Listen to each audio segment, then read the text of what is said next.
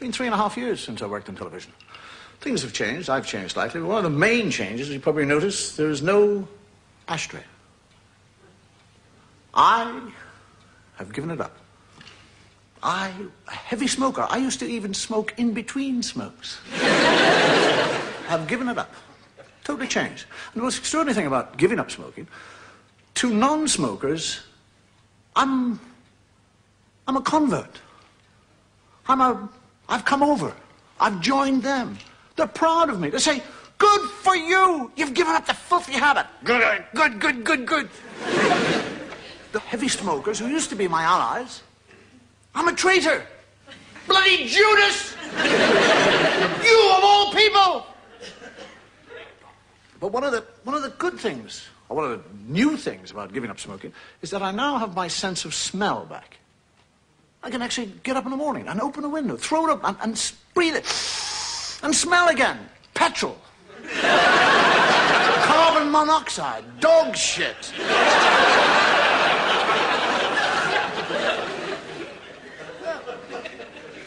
I mean, it's a taste. I actually thought when I used to eat food, it was the smoking. I had no taste. It's not the smoking, it's the food. It's bloody tasteless. Somebody said to me the other day, shall we eat or have a McDonald's?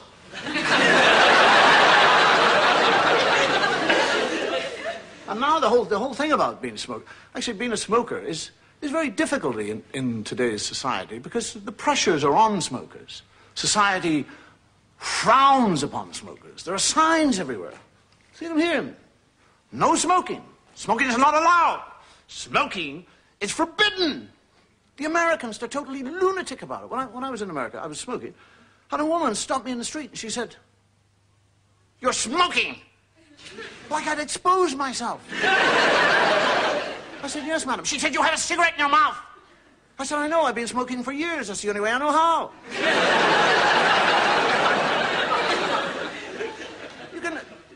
You notice in public, if you actually spit, if you spit in the street, you can be fined £25. If your dog fouls the footpath, £20. But the cost of a smoke, or what it would cost you if you're caught smoking, can be £50. Now that means that you can actually have a good spit.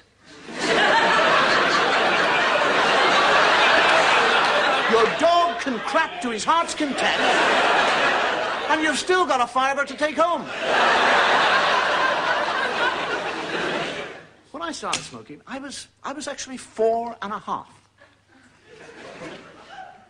I did actually start to keep up with my brothers, who were slightly older. I had one brother who was 6 and one who was 8, and they were heavy smokers. So I used to keep up with them to smoke. I'm 4.5. I'm this size. And people would say, "It'll stunt your growth." Lavatory. I mean, everybody in school smoked. As soon as there was a school break, we'd all go for the lavatory. In the cubicle. 8 or 9 of us in each cubicle. Passing this little cigarette. If you went out and looked down the line of cubicles, it was like the Industrial Revolution. Somebody used them for what they intended to use. It was like a breath of fresh air. You remember going to the cinema years ago when there was no smoking regulations? Everybody in the cinema smoked. It was just a massive smoke. You go in, you go. And when you got to the screen and you could see the screen, there were people on the screen. Do you remember those scenes, the seduction scenes?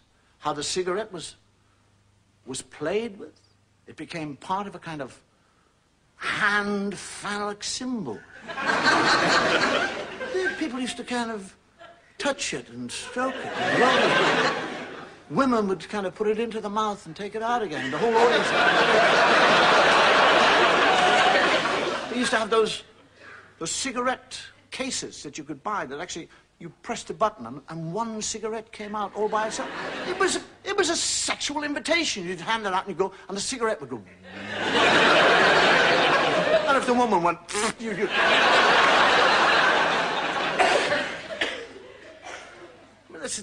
Do we have any smokers here? Yes? That's the extraordinary thing about smoking, is that when you make love, you answered me about smoking. Do you smoke after you've made love? I don't mean literally, I mean...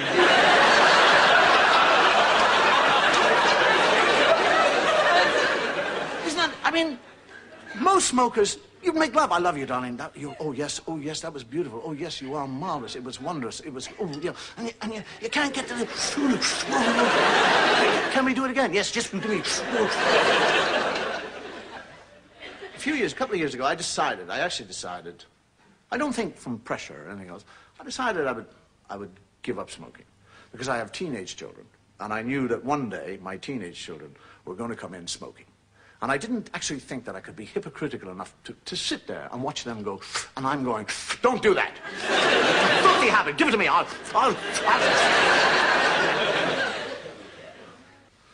I woke up one morning. It was 8 o'clock in the morning, and I sat there and I thought, that's it. This is actually the day I would give up smoking.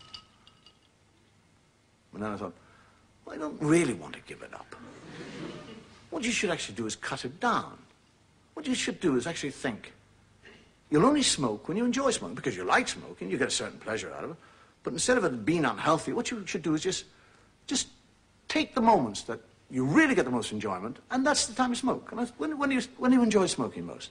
I thought to myself, after a meal, when I've had a meal, that's when I enjoy smoking. Fine, you can have 12 a day.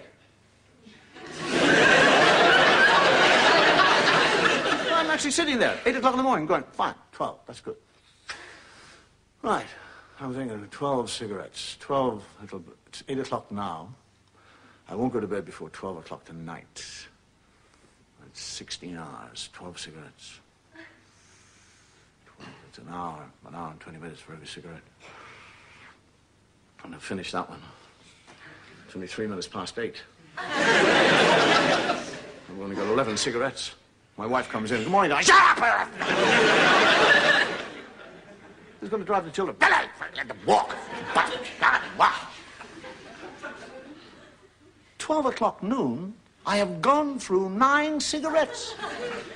I'm a lunatic. Oh, my God, 12 hours. Oh, God, what I never get through this 12 hours. Please help me, please help me.